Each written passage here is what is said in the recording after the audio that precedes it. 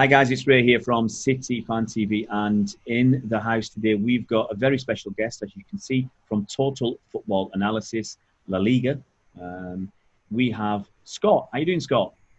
Doing well, Ray. How are you today? I'm all right, mate. I'm not too bad. Do you want to tell people a little bit about your background in football and what you've done in football and what you're doing now?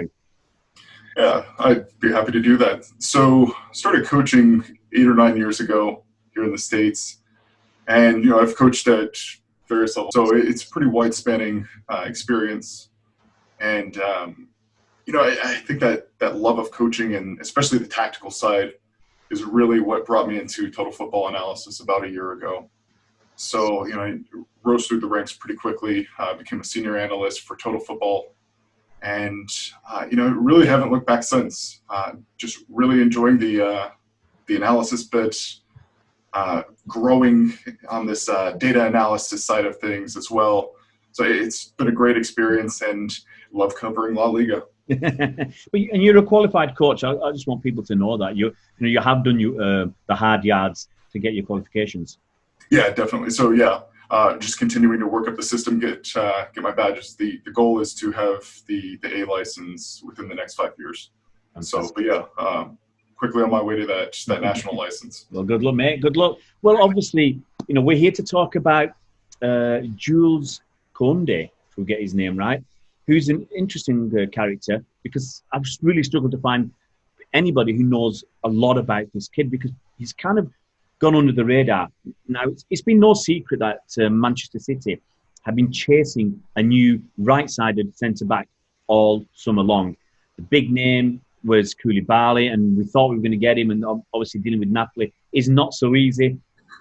And then other names have been mentioned, partly, I think, maybe to try and flush Napoli out and think, City are going somewhere else, let's reduce the price.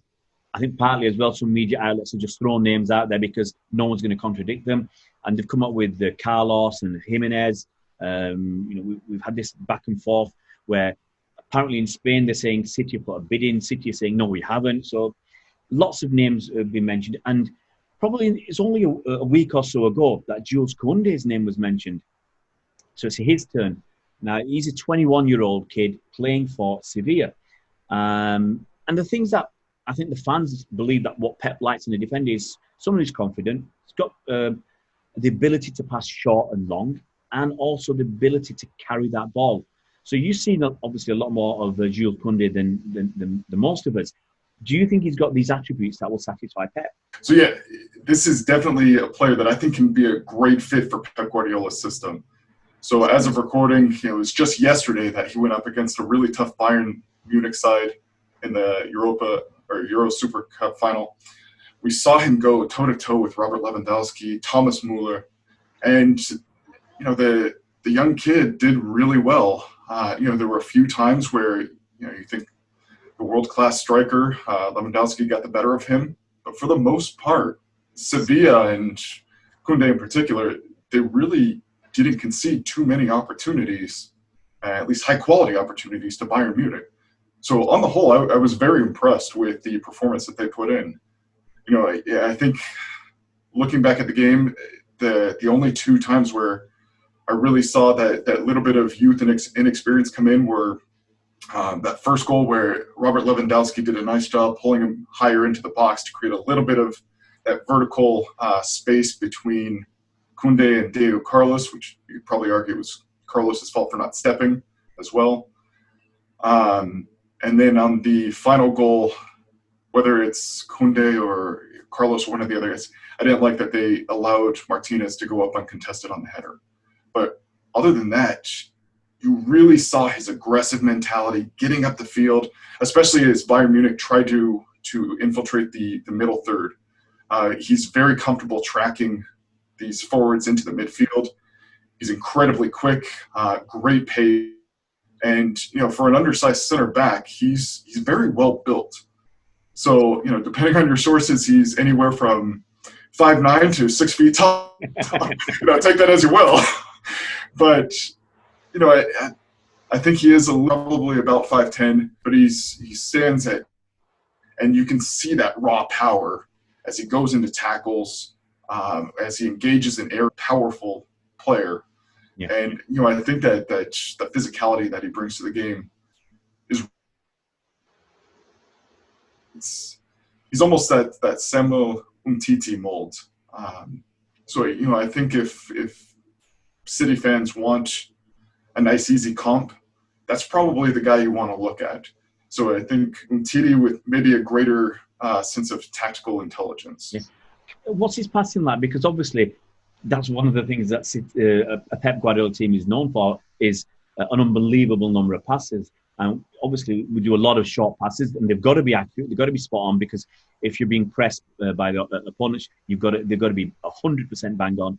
And these long passes, because Pep wants the defenders, especially the central defenders, to be able to pass the ball longer if they need to, and to be able to carry the ball. I think that's essential, and that's why I didn't like the link with Diego Carlos, simply because he doesn't carry the ball.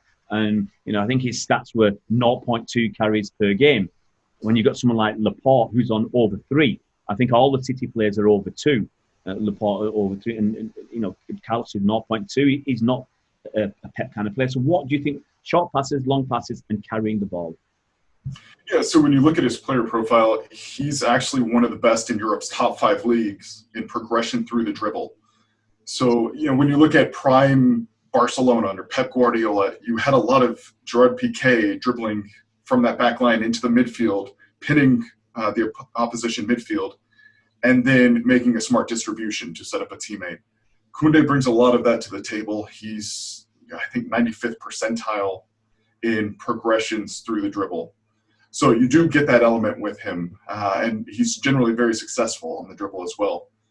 Short passes, I think, are the strength of his approach in the passing game. He's very safe, doesn't make a lot of rash decisions with his passing. And so, I think maybe that simpler approach, and I think that's what you'll see at City. So I think long passing is where we will need to see a little bit of development under Pep. So since he does prefer the short passing game, it makes me wonder if he's seeing those longer options, or maybe it's just a matter of the accuracy and hitting the longer target just isn't quite there yet. So I think at City you would see him paired with another center back who's maybe a little more comfortable playing that longer pass. And, for now, he would just be a work in progress in that regards. But otherwise, you look at his short passing, his dribbling, even when he brings just in the air, he's a very, very comfortable player in those regards. And I think that's where he really fits in that City system. Yeah. But I think more importantly, you get the defensive player who gives you a little more security that, was lacking a little bit. You look at the Champions League semifinal or quarterfinal against Lyon, Memphis Depay had, or gave City a little bit of trouble on that right center half space. So, I think having a player like Koundé come in and really use his pace, aggression, and his overall awareness of threats, that's a major positive for City. And that's where I really think he benefits the City system. What's his attitude like, Scott? Because Pep likes a player who smiles. He likes to play, he doesn't like a sad face. He said that, and I think players have fallen foul of him and not got games simply because they're not happy behind the scenes. He doesn't like a sad face. And he talks about people like Zinchenko, always positive, and he promotes Zinchenko. So I think one of the most important things is, he might not play all the time. So is his attitude good enough to get him through maybe when he's not playing? It's a great question. Everywhere this kid has gone, he's played right from the start. So it will be interesting to see how he fits in with this rotation we likely see at City. But, as far as his attitude on the pitch, I mean, fantastic mentality, very communicative with his teammates.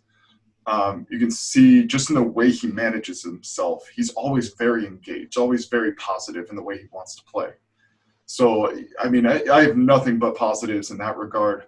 And, I think the fact that he is so active physically, correcting his body orientation, scanning the field, just the way he carries himself, those are all a lot of little indicators that show signs of this greater mindset that's at play. Yeah, I mean it's an interesting point because obviously we've got John Stones, who I think he still has the potential. He's only 26 to be a fabulous defender, but he does get caught out. He does switch off from time to time, and he'll play a really good game of football, and he'll have a couple of moments where he's ball watching and he's not focused on what's going on, or he's not talking to his partner at centre back.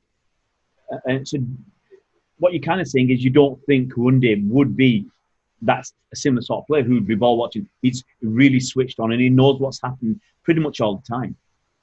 Yeah, I mean, it's incredible to watch how active this young player is. This really is the best center backs. They really don't hit their stride until 25, 26, 27. I think it's really his awareness and the fact that he is so mentally engaged and so tactically intelligent that had such an effect everywhere he's gone. This is why Zidane wanted, or was at least tracking him for Real Madrid. So, it's those same qualities that really appeal to Pep. So, I don't doubt that as City has engaged in their research, they've done their due diligence, that Pep is really impressed with the mental approach that Koundé brings to the pitch. I mean, he's just always on. You don't see a slip up from this guy. That's good to hear. It's good to hear. He's only 21, and some people will argue he's inexperienced, but as you said, he's played at Bordeaux. It's a decent level in France. You could argue it's probably the weakest of the top 5 leagues in Europe, but he's also played a season at La Liga, 40 games for Sevilla, culminating in the Europa League win. So he's definitely got a lot of experience for a kid who's only 21 years old. Yeah, and, he's used his experience really well. I mean, you could see just in these, the Super Cup game against Bayern Munich and the late stage matches against, Manchester United and Inter in the Champions League, that he has kind of grown into this role where now you can see he's very comfortable playing with the elite players, whether it's Lewandowski, Martial, even Lautaro Martinez, who, I thought had a horrible Europa League final. That was down to Koundé's marking. I mean, this guy, I think because of the mentality, because of the physical skill set, the tactical intelligence, when he engages, it's just, he's almost like a fly. You can swat him away, but he's not going to leave. Yeah, so, I mean, he's very aggressive. This is a guy who I think is very intelligent in the way he balances the aggression going forward while also ensuring that there's not that threat behind him that he needs to account for. Yeah. But when he does step to the midfield, it is fast, it's aggressive. He's one of the best tacklers across Europe's top 5 leagues. Center backs. So I think, 95th percentile among center backs in Europe's top 5 leagues. So, I mean, that just goes to show how dominant he was in defensive duels. And we saw that teams, much like Inter, they just stopped playing to his side. So Inter went after Diego Carlos through Lukaku on that right-hand side. They just had no interest in attacking Koundé because there was just no means of success. And, not only on the ground, but even in the air, even though he's 5'10", 5'11", something in that range, power he generates from his lower half. I mean, this guy can sky when he gets in the air. So there was a moment, second half of the Bayern Munich game, where he was backtracking into the box. The ball was played in the air, I think, to Müller. Koundé beat Müller there. So even though he is undersized, I think the benefits you see with him is that because to deny his opposition ideal positioning and to maybe throw off their balance before they can go up for a header. And then that gives him a little more leeway to use his power to go from that strong position where now he's actually got some push off from the opposition into a position of strength to help him get that vertical. So, yeah, I mean, just the way he uses his just his physical features to complement his tactical intelligence. He's a really special talent, and I think he does need to make a jump to one of Europe's elites. And this City team in Pep Guardiola's system, it does seem like the perfect fit. The long balls need to obviously develop, but he ticks all those other boxes. Yeah, so it sounds very exciting. I'll wind up by saying, talking to a very good contact of mine yesterday, who said, the interest in Koundé is real. The kid wants to move on. He's only been at Sevilla 1 year, but he wants to another challenge. He wants to develop and play at a higher level, because even though Sevilla will be in the Champions League this season, they're not realistically going to challenge. They've never challenged in the Champions League. And he wants to move it. It could, like you said, Real Madrid were tracking him. City are obviously extremely interested. The kid wants to move, and he'll fit in at City with, as you say, so many of the boxes ticked. I mean, what do you think of his chances of actually making the move this summer, if the money's right? Yeah, I mean, if the money's right for Sevilla, I think the money will be right for Koundé. So, as long as City is willing to pay the fee, I do think we could see Koundé moving on. So, yeah, Exactly. We need him. I mean, that would definitely help Real Madrid's path to another La Liga. So I'm opposed. So, yeah, I mean, you definitely do see this kid has a lot of upside, and I think these next few years are really important in his career development. So, playing for a coach like Guardiola, playing in a system that I think going to allow him to use his aggression coming forward, that when he's asked to defend aerially, it's primarily third.